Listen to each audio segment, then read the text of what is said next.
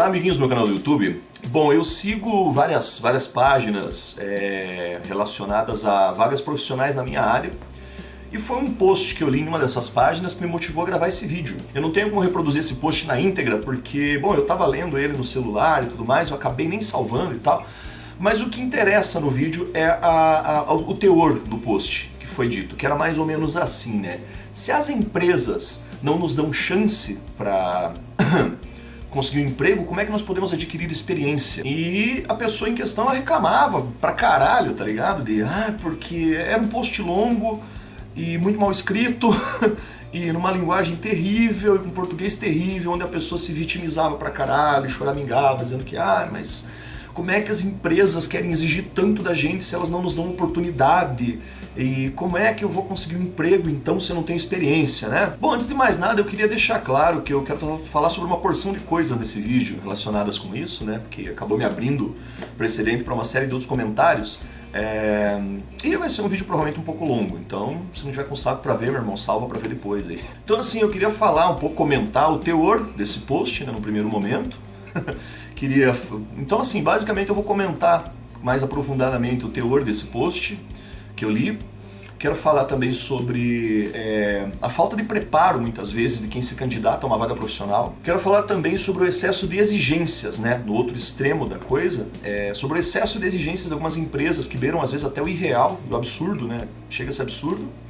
E, por fim, sobre como que você adquire experiência e como que você consegue um emprego, muitas vezes sem necessariamente ter experiência anterior, beleza? Antes de continuar, também eu queria falar para vocês que eu, enquanto chefe de cozinha, entendo um pouquinho dessa parte também, porque nessa posição muitas vezes eu também tenho que avaliar possíveis candidatos, também tenho que escolher pessoas para minha equipe, e não é raro que eu tenha que também empreender entrevistas com alguns candidatos, né?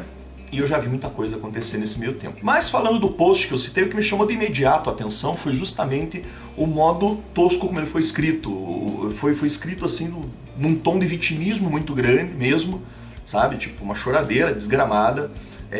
Além de usar uma linguagem coloquial, tenebrosa, entendeu? Tinha muito palavrão, tinha muito xingamento no meio.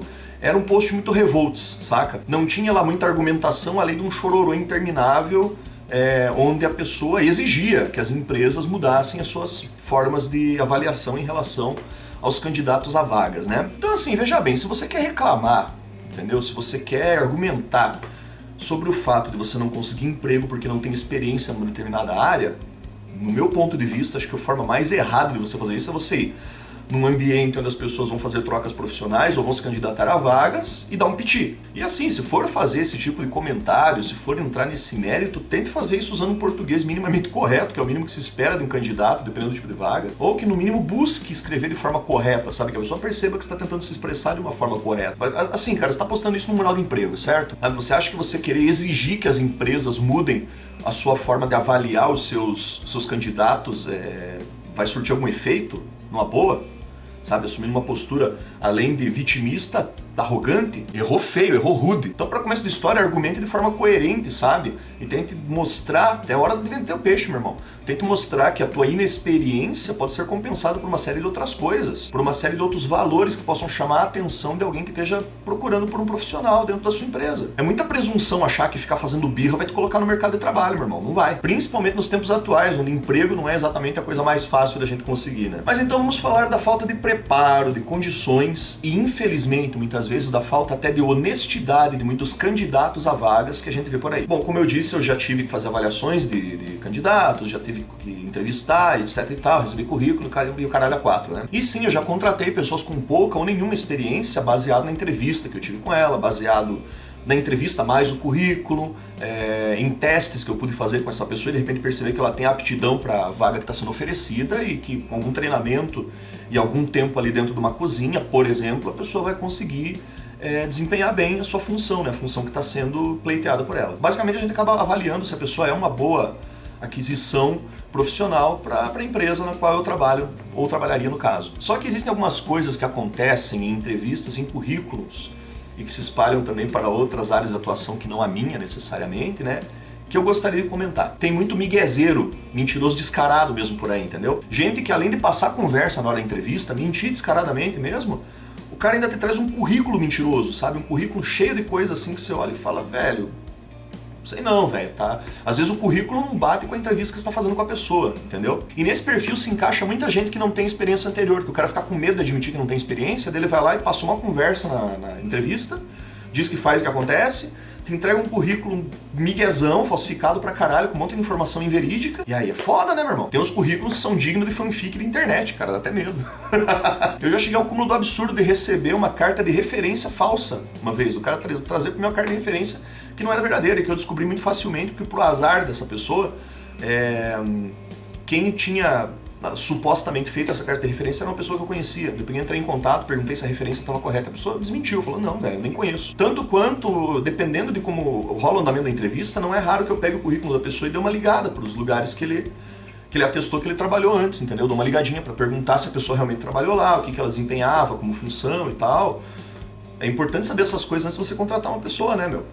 E aí nessa, muita gente acaba também caindo do cavalo. Então existem algumas coisas que a galera põe no currículo, às vezes, que faz com que eu desconfie. Acredito que a maioria das pessoas que trabalham com RH ou que vai fazer entrevista para um candidato numa empresa acaba meio que desconfiando. Que é quando você pega um currículo que tem muita informação, tá ligado? Tem muitos lugares, tem muita informação, então tem muita retórica, muito migué, você fica meio assim, entende? E isso daí também acaba demonstrando, quando você comprova verídico, você liga para os lugares e percebe, porra, a pessoa realmente trabalhando nesse monte de lugares, cara, isso daí também acaba contando como um ponto desfavorável para a pessoa. Porque isso demonstra uma falta de estabilidade, né? Demonstra que o cara não se dedica e não se estabiliza em lugar nenhum por onde ele passa. É claro que a estabilidade, de um modo geral, é muito raro hoje em dia, não é uma coisa que nem anos atrás, entendeu? Na época dos nossos pais, por exemplo, em que uma pessoa ficava na mesma empresa 10, 15, 20 anos, tinha gente que trabalhava a vida inteira na mesma empresa, sabe? Isso é uma coisa que no formato profissional, no formato do mercado de trabalho que a gente vive hoje em dia, isso já não é uma coisa que não é real. Mas uma coisa é o camarada, sei lá, cara, ele ter vários empregos, mas ter trabalhado 1 ano, 2 anos em um, 3 anos no outro. E outra coisa é o camarada que ficou 3 meses, 2 meses, 4 meses, sabe? Então que o cara mal esperou vencer a experiência e deu um jeito de sair fora para poder pegar o seguro-desemprego, entendeu? Pede acerto, não sei o que lá. Então isso daí é meio tenso, tá ligado? Meio foda. Então às vezes parece que a pessoa só ficou pulando de galho em galho. Então é alguém que demonstra que não tem lá muito comprometimento. Isso também não conta de forma muito positiva, né? Então assim, cara, eu acho que você tem que ser sincero com o teu avaliador, com a pessoa que tá te entrevistando. Chega pra pessoa e fala, olha, eu não tenho experiência nisso aqui, mas eu quero trabalhar com isso, acredito que tenho aptidão para trabalhar com isso, estou pedindo uma chance, estou pedindo uma vaga, sabe? Fale exatamente a que você veio. Entendeu? Eu acho que isso conta muito mais ponto, na verdade. E você tem algo a mais para oferecer, além daquilo que o entrevistador está te perguntando, ou que você acha que devia falar na tua entrevista, fale, mas fale de forma respeitosa, tente não parecer arrogante, entendeu? Simplesmente deixe claro que, olha, de repente eu tenho isso de característica que pode servir para a empresa, entendeu? Fale, seja sincero. E principalmente nunca, como eu já deixei claro, nunca minta no seu currículo, nunca minta na entrevista, cara. Tipo, mentira tem perna curta. Cedo ou tarde, isso daí vai cair, entendeu? Tipo, assim, você não tem como mentir na tua prática profissional, meu irmão. Na minha área, principalmente, se eu pegar um cara e ele falar pra mim que fez isso, fez aquilo, botar o camarada pra trabalhar ali, meu irmão, eu vou sentir na hora que o cara tava me passando migué na entrevista, entende? E entenda que inexperiente não quer dizer despreparado. Eu já contratei pessoas que não tinham um pingo de experiência, por exemplo, na minha área, mas que de repente no desenvolver aí do profissional dentro do ambiente de trabalho, a pessoa se mostrou muito proativa, se mostrou alguém que aprende rápido, que pega a prática rápido, que foi muito bem, sabe? Acabou até se destacando com o tempo e assumindo uma carreira profissional dentro da minha área. Tanto quanto eu já contratei gente que era muito experiente, que tinha trabalhado em um monte de lugar, não sei o que, e o cara era mó miguezão, tá ligado? Chegava na hora que o bicho pegava mesmo, não funcionava. Então muitas vezes a pessoa não dá certo, ela não funciona com o perfil da empresa e tal, acontece. Só que infelizmente esse é o tipo de coisa que a gente acaba percebendo só na prática mesmo, né? É muito difícil perceber numa entrevista. Porém, nós também temos o outro lado da moeda, que são as empresas que te oferecem salários ridículos, com condições ridículas, com benefícios absurdos, assim, que não fazem o menor sentido, em detrimento de exigências que estão fora da realidade, sabe? Exigências absurdas, muitas vezes. Tem algumas vagas, tem umas exigências que, na boa, você já dá entrevista no Facebook, galera compartilhando em forma de piada, mas realmente, cara, soa como piada de mau gosto, cara. Parece uma brincadeira, parece pegadinha, tá ligado? Eu trabalho com cozinha desde 1997. Eu tenho uma caralhada de curso no meu currículo, eu já viajei um monte de lugar, eu já trabalhei num monte de lugar com um monte de gente foda pra caralho. Então assim, tá bom experiência pra vocês isso? Pois é, mas vocês acham que isso é o suficiente? Então assim, você que não tem experiência fica chateado porque não te dão uma vaga por você não ter experiência, Então, eu vou te falar uma coisa, cara. Eu fico puto por me oferecerem vagas ridículas muitas vezes, entendeu? Ou com exigências que até os meus trocentos anos de carreira não suprem, tá ligado? Além de uma não rara falta de consideração por alguns candidatos à vaga de alguma coisa, né? Então, antes de mais nada, senhor empregador, se você vê esse vídeo em algum momento da sua vida, seja ético, honesto, coerente e principalmente tenha consideração com os candidatos que estão respondendo a uma vaga que você está oferecendo na sua empresa. Não interessa se ela é uma gigantesca multinacional ou se ela é uma empresa desse tamaninho, sabe? Quanto às suas exigências, sabe, que você coloca num anúncio ou que você faz ao seu potencial funcionário, tenha a bondade de sempre conferir se elas estão realmente de acordo com a vaga e o salário que você está oferecendo e os benefícios que você está oferecendo. E eu digo mais, se você vai fazer um anúncio, seja honesto, seja sucinto no que você está falando nesse anúncio, entendeu? Não publique nada que você não pode ou não quer cumprir. E principalmente mantenha os seus anúncios atualizados, tá? Caso alguma coisa se altere em relação a essa vaga, mantenha sempre atualizado esses anúncios, entendeu? Porque eu, enquanto uma pessoa que procura uma vaga, eu vou responder um anúncio baseado naquilo que eu vi escrito nele. Se eu chegar aí e você me disser uma coisa errada, você está sendo mentiroso, velho. Bom, e como eu já meio que sugeri anteriormente também, é bom que a empresa procure sempre equilibrar essas suas exigências em relação à vaga que oferece, meu. Você não pode, por exemplo, colocar lá uma vaga de auxiliar de cozinha com um monte de exigências comparáveis a de um cozinheiro de linha ou de um chefe de cozinha. Tanto quanto você não pode exigir, por exemplo, falando da minha área, de um chefe de cozinha tenha atribuições de gerente geral ou de RH ou de, muitas vezes, de comprador e tudo mais, entende? Você tem que especificar muito bem qual é a vaga e tem que pagar por isso, meu, sabe? Não adianta você pegar e contratar a pessoa e fazer um acúmulo de função em cima daquela pessoa. Você vai sobrecarregar o teu funcionário, meu irmão. E aí depois quem é que vai ficar com a fama de incompetente? O próprio, né? Então, a menos que a vaga pague por isso, entendeu?